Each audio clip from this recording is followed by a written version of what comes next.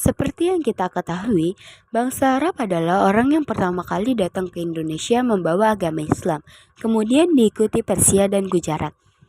Nana Supriyatna mengatakan dalam buku sejarah, tradisi perdagangan di Timur Tengah terus berlangsung, sehingga berkembangnya agama Islam di Jazirah Arab dan daerah-daerah lainnya.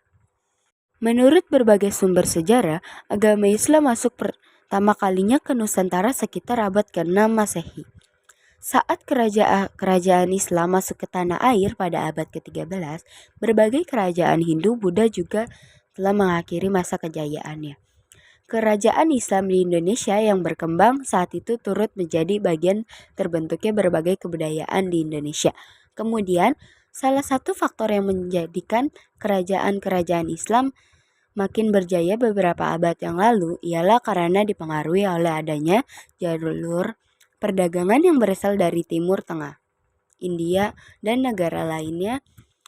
Semakin berkembangnya kerajaan-kerajaan Islam di Indonesia, sekitar abad ke-13 juga didukung oleh faktor lalu lintas perdagangan laut Nusantara saat itu.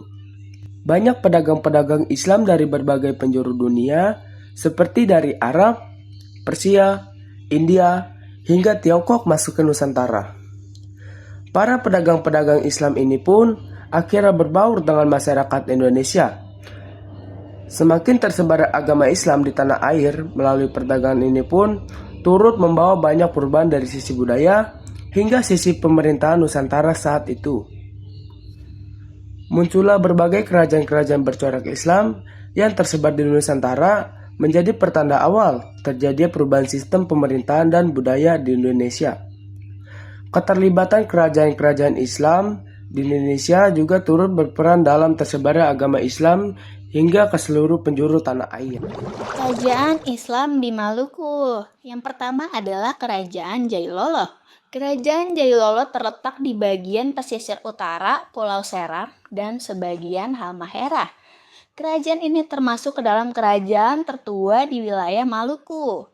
Menurut sejarah, Kerajaan Jailolo berdiri sejak tahun 1321 dan mulai masuk Islam setelah kedatangan Mubalik dari Malaka. Yang kedua adalah Kerajaan Ternate. Menurut sejarah, Kerajaan Ternate telah berdiri sekitar abad ke-13 Masehi.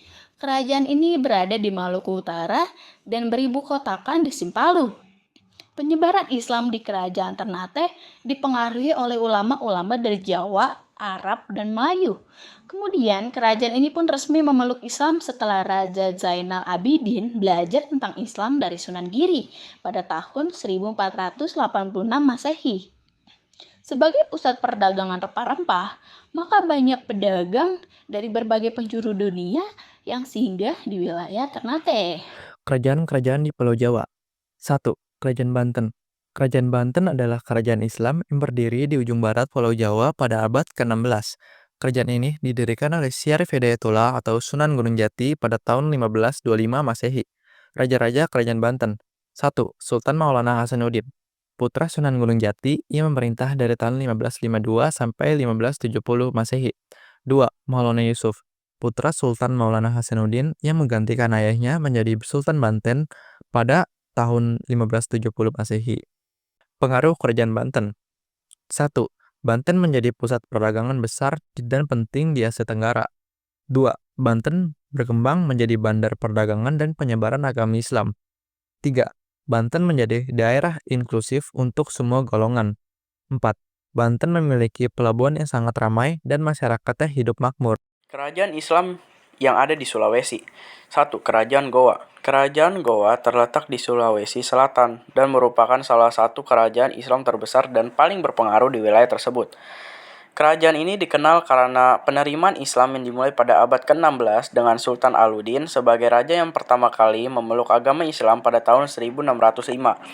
Kerajaan Goa memainkan peran penting dalam perdagangan dan hubungan politik di kawasan timur Indonesia dan sangat dikenal dengan armada lautnya.